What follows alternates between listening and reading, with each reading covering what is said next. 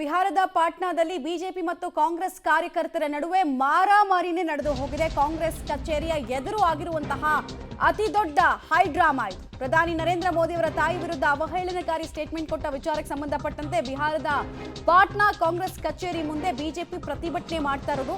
ಪ್ರತಿಭಟನೆ ವೇಳೆ ಕಾಂಗ್ರೆಸ್ ಮತ್ತು ಬಿಜೆಪಿ ಕಾರ್ಯಕರ್ತರ ನಡುವೆ ವಿಪರೀತ ಹಂತದ ಗಲಾಟೆಗಳಾಗಿ ಹೋಗಿದೆ. ಪರಸ್ಪರ ದೊಣ್ಣೆ ಹಿಡ್ಕೊಂಡೆಲ್ಲ ಹೊಡೆದಾಡಿದ್ದಾರೆ.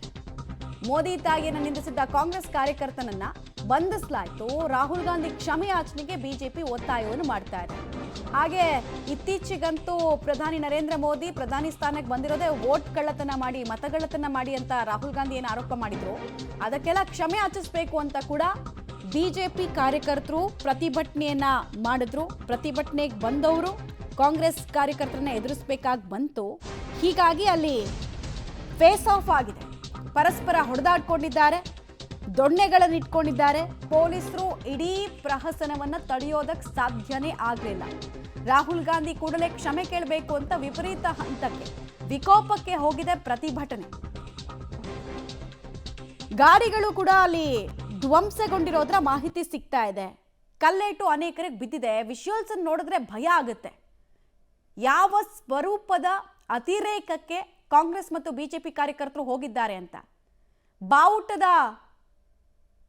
ಬಾವುಟವನ್ನಿಟ್ಕೊಂಡೆ ಹೇಗೆ ಹೊಡೆದಾಡ್ಕೊಂಡಿದ್ದಾರೆ ನೋಡ್ತಾ ಇದ್ದೀರಾ. ಪರಸ್ಪರ ಹೇಗೆ ಒಬ್ರಿಗೊಬ್ರು ಹಾನಿ ಮಾಡೋದಕ್ಕೆ ಮುಂದಾಗಿದ್ದಾರೆ ಅನ್ನೋದನ್ನು ಗಮನಿಸ್ತಾ ಇದ್ದೀರಾ. ಡೀಟೇಲ್ಸ್ ಕೊಡ್ತಾರೆ ಶಬೀರ್. ಏಕಾಏಕಿ ಪ್ರತಿಭಟನೆ ಇಷ್ಟೊಂದು ವಿಕೋಪ ಹಂತಕ್ಕೆ ಹೋಗೋದಕ್ಕೆ ಏನ್ ಕಾರಣ ಆಯ್ತು? ಈಗ ಹೇಗಿದೆ ಪರಿಸ್ಥಿತಿಯಲ್ಲಿ? ಎಷ್ಟು ಜನ ಗಾಯಾಳುಗಳಿದ್ದಾರೆ ಅಂತ?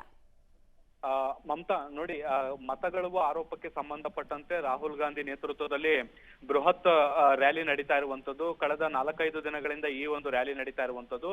ಬಿಹಾರದ ಪ್ರಮುಖ ಮಾರ್ಗಗಳಲ್ಲಿ ಏನು ರಾಹುಲ್ ಗಾಂಧಿ ಅವರು ರ್ಯಾಲಿಯನ್ನು ನಡೆಸುವ ಮೂಲಕ ಯಾವ ರೀತಿಯಾಗಿ ಮತಗಳು ಆಗಿದೆ, ಕೇಂದ್ರ ಸರ್ಕಾರ ಅದರಲ್ಲೂ ಕೂಡ ಬಿಜೆಪಿ ಯಾವ ರೀತಿಯಾಗಿ ಮತ ಕಳ್ಳತನದ ಮೂಲಕ ಅಧಿಕಾರಕ್ಕೆ ಬಂದಿದೆ ಅನ್ನುವಂಥದ್ದನ್ನ ಜನರಿಗೆ ಮನವರಿಕೆ ಮಾಡಿಕೊಡುವಂತ ಪ್ರಯತ್ನವನ್ನ ಮಾಡ್ತಿದ್ದಾರೆ.